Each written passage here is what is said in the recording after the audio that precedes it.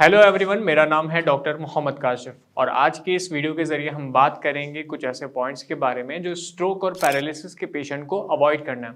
देखिए, अक्सर ये होता है कि स्ट्रोक और पैरालिसिस के पेशेंट बड़े मायूस हो जाते हैं। अक्सर हमारे पास हमारी ओपीडी में आते हैं, हमसे पूछते हैं, सर इतनी जल्दी रिकवरी क्यों नहीं हो रही है?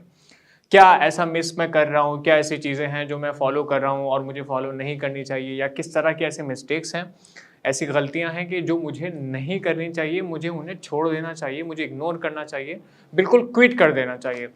तो आज उनमें से कुछ 3 ऐसे पॉइंट हैं जो आपके सामने मैं यहाँ पर ज़िक्र करने वाला हूँ, जिनको आपको बताने वाला हूँ। तो जैसा कि आप जानते हैं कि स्ट्रोक का पैरालिसिस के रीजंस को आप जानते हैं, रिकवरी फेज है, उसमें किस तरह की चीज़ें हैं। ऑलरेडी हमने बहुत सारी वीडियोस रिगार्डिंग बनाई हैं, आप देख सकते हैं कि किस तरह की कंडीशन होती है, क्या है और किस तरह से आप रिकवरी कर सकते हैं। अब जो पॉइंट हैं स्ट्रोक और पैरालिसिस के पेशेंट को जो अवॉइड करने हैं, वैसे अगर देखा जाए तो अपने आप में एक ब्रॉड पॉइंट्स हैं, बहुत सारे पॉइंट हैं कि जो पेशेंट को अवॉइड करने होते हैं। लेकिन यहाँ इस वीडियो के ज़रिए हम कोशिश करेंगे कि आपको सिर्फ 3 पॉइंट के बारे में बताएं कि जो आपको अवॉइड करने हैं, जिनसे आपको बचने की कोशिश करनी है। तो सबसे पहला जो उसमें पॉइंट है वो है आपका एडिक्शन। देखिए, कोई भी स्ट्रोक और पैरालिसिस का पेशेंट है, हो सकता है कि उसको हाई बीपी की वजह से स्ट्रोक आया हो सकता है कि उसको हैमरेज की वजह से हुआ हो, कोई भी ऐसे रीज़न हो सकता है, या स्मोकिंग की वजह से हुआ हो, या किसी और तरह का एडिक्शन हो। अब जो उसको स्ट्रोक से पहले एडिक्शन था, अगर वो एडिक्शन उसने अभी भी पाला हुआ है, मान लीजिए कि वो स्मोकिंग पहले करता था और अभी भी करता है, मान लीजिए कि वो अल्कोहल पहले ज़्यादा लेते थे, अब भी अल्कोहल उतना ही लेते हैं, मान लीजिए कि वो नमक बहुत ज़्यादा मात्रा में पहले लेते थे और अब भी ज़्यादा मात्रा में लेते हैं, तो कोशिश वो करेंगे पेशेंट कि वो कम से कम कर दें या बिल्कुल अपना जो भी एडिक्शन है, बल्कि मुझे कहना चाहिए, मैं सिर्फ नमक के लिए कह रहा हूँ कि कम कर दें, नहीं तो जितनी भी ऐसी चीज़ें हैं, जैसे स्मोकिंग है, जैसे अल्कोहल है, तो वो कहीं ना कहीं हमारे जितने पेशेंट होंगे, स्ट्रोक के पेशेंट होंगे, जो रिकवरी फेज से अभी चल रहे हैं, तो वो कोशिश करेंगे अपने जितने एडिक्शन हैं, चाहे वो ड्रग का है, चाहे वो अल्कोहल का है, चाहे वो स्मोकिंग का है, अपने सारे एडिक्शन को छोड़ देंगे। उस एडिक्शन को छोड़ने का सीधा मकसद यही होगा, सीधा आपके शरीर पे ये असर होगा कि आपकी जो रिकवरी है, जो रिकवरी का रेट है, जो स्पीड है, वो कहीं ना कहीं बूस्ट हो जाएगी। ये थी सबसे पहली मिस्टेक जो आपको अवॉइड करनी है।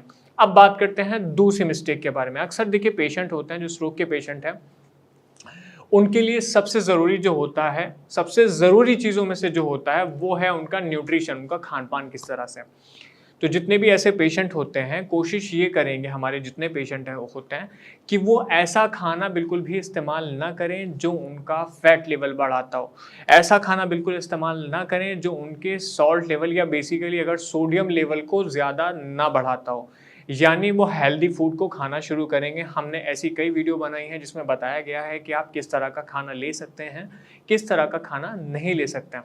तो पेशेंट हमारे जितने होते हैं, कोशिश करें कि वो अच्छी मात्रा में प्रोटीन लें, अच्छी मात्रा में ओमेगा एसिड्स लें, कहीं न कहीं जो अच्छे न्यूट्रिशंस हैं वो अपनी बॉडी को दें, स्पेशली वो न्यूट्रिशन दें जो आपके ब्रेन के लिए, आपके न्यूरॉन्स के लिए बहुत ज़्यादा अच्छे होते हैं। ऐसी कई चीज़ें हमने बनाई हैं, कई वीडियोज़ में हमने बताया भी है कि वो किस तरह के अपने पॉइंट्स हैं, आप उन वीडियोज़ में भी वो चीज़ें देख सकते हैं।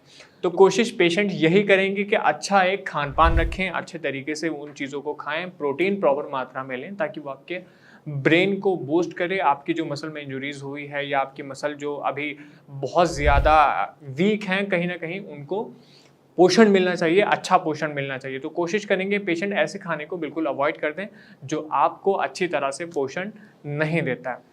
तो तीसरा जो पॉइंट है वो है हमारी फिजिकल एक्टिविटीज़ में कंसिस्टेंसी। देखिए, हमारे जितने स्ट्रोक और पैरालिसिस के पेशेंट होते हैं, जब वो देखते हैं कि उनकी रिकवरी बहुत कम हो रही है, बल्कि वो सोचते हैं ऐसा, लेकिन दरअसल ऐसा होता नहीं है, तो वो क्या करना शुरू कर देते हैं, वो अपनी कहीं ना कहीं जो फिजिकल एक्टिविटी है उसको इग्नोर करना शुरू कर देते हैं। मैं कहता हूँ, देखिए, न्यूरोप्लास्टिसिटी मेडिकल टर्म में एक इस्तेमाल किया जाता है। न्यूरोप्लास्टिसिटी आप लोगों ने, जितने स्ट्रोक के पेशेंट हैं या उनकी फैमिलीज़ हैं, उन्होंने सुना होगा इस बारे में। तो न्यूरोप्लास्टिसिटी का मकसद ये है कि आपका ब्रेन चीज़ों को रिलर्न करता है। आप वो चीज़ रिलर्न तब होगी जब आप उस चीज़ को करेंगे, मतलब आप जब फिजिकल एक्टिविटी को करेंगे।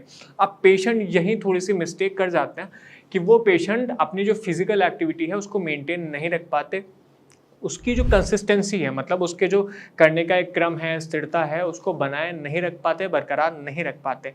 तो कहीं न कहीं उसका सीधा असर ये होता है कि उनकी जो रिकवरी है, उस रिकवरी में उनकी जो फिज़िकल मूवमेंट है, वो कहीं ना कहीं इम्प्रूव नहीं हो पाते।